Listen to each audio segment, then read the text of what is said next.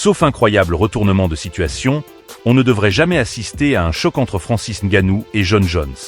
Désormais au PFL, l'ancien champion des poids lourds à l'UFC a d'ailleurs donné son avis très honnête sur son successeur récemment. Leurs cas respectifs ont beau être différents, il y a tout de même quelques similarités entre Francis Ngannou et Jon Jones. La première étant qu'on ne les voit pas beaucoup dans la cage ces derniers temps. D'un côté, on a le Camerounais qui est immédiatement devenu le nouveau champion des poids lourds au PFL, mais qui doit désormais attendre que sa nouvelle organisation lui trouve un adversaire à sa taille. De l'autre, on a Jon Jones qui, contrairement à son homologue, ne souffre pas vraiment d'un manque de rivaux à l'UFC. Après tout cela fait des mois que Tom Aspinall, champion intérimaire de la division, réclame un combat contre lui afin d'unifier les ceintures. Sauf que Bones n'en veut pas et la catégorie s'en retrouve bouchée, alors que l'Américain a longtemps songé à prendre sa retraite avant de changer d'avis. Peu de certitude donc, mais une chose semble claire, on ne devrait jamais assister au choc tant attendu entre Ngannou et Jones. Ils n'évoluent plus dans la même fédération et le premier est en froid complet avec Dana White, patron de l'UFC. Interrogé par Sportsbook Review récemment, le Predator n'a d'ailleurs pas mâché ses mots à ce sujet. Il a déclaré, je cite, « Si l'on parvient à dépasser Dana White, ça pourrait se faire mais c'est un obstacle de taille. Mais personnellement je m'en fiche, je me débrouille bien. Je fais ce que j'ai à faire à mon rythme et le reste je m'en fiche. Cela ne changera rien à mon sommeil. Oui, Jon Jones serait un grand combat, un combat fantastique. J'ai toujours espéré ce combat, mais mon espoir et mes attentes pour ce combat se sont estompés avec le temps. C'est évidemment un crève-cœur pour les fans, mais l'intéressé semble en paix avec ce constat. Cela dit, ne croyez pas pour autant qu'il n'a plus rien à dire à propos de son rival, alors que Jones a clamé vouloir montrer qu'il est le meilleur combattant poids lourd de tous les temps, après l'être devenu chez les mi-lourds. Ainsi Ngannou a tenu à le faire brutalement redescendre sur terre avec une mise au point on ne peut plus cash.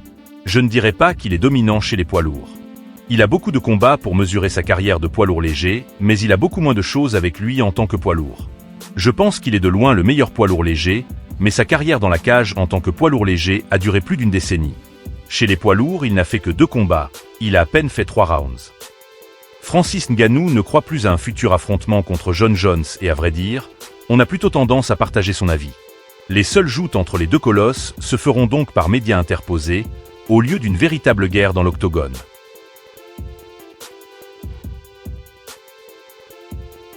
Francis Ngannou est un véritable monstre, l'un des combattants les plus féroces de la planète.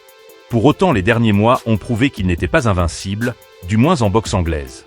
On lui a d'ailleurs été déconseillé de faire face à un client précis.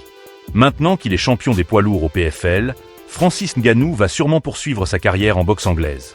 Déjà parce que les gains financiers y sont autrement plus élevés qu'au MMA, ce qui joue un rôle important aux yeux de la superstar.